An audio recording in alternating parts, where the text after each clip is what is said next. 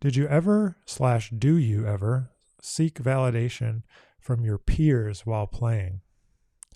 It's a great question. And so I think what he means is like kind of worry about what everyone else is thinking while you're playing.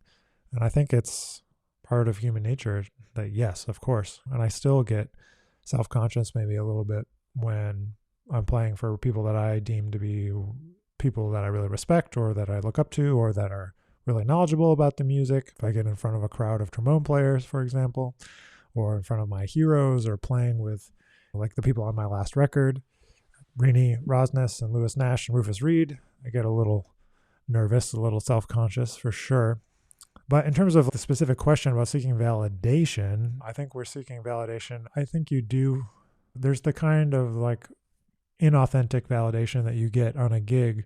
But I think the more serious validation is when you ask someone to do something and they just are willing to give you their time. Because playing a gig for money is one thing. If it pays well, you can get someone to do something. But when someone will do something for you because they respect you and want to be part of your circle, I think that is the biggest validation and what I look for from people, that I hope that they just want to spend time with me because of the seriousness that I take with the music and that I've been prepared and I can musically interact with them on a certain level. This is what I aspire to. I'm not saying it happens all the time, but I think that yes, you do seek the validation.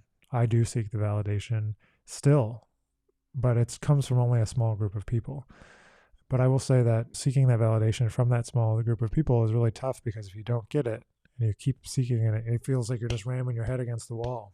I've gotten plenty of good press on my records, but then like sometimes getting through to certain other outlets that haven't heard of me yet, or trying to get onto like festivals and things like that. It's like you can have all this good press and publicity and positive feedback, but then you get just stonewalled every time you go to try to book like a gig of a certain level or higher.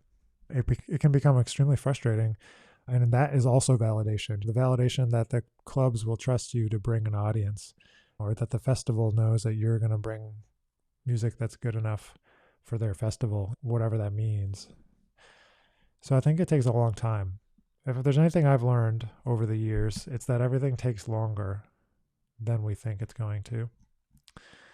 And that it's a long race. It's a marathon. It's not a sprint.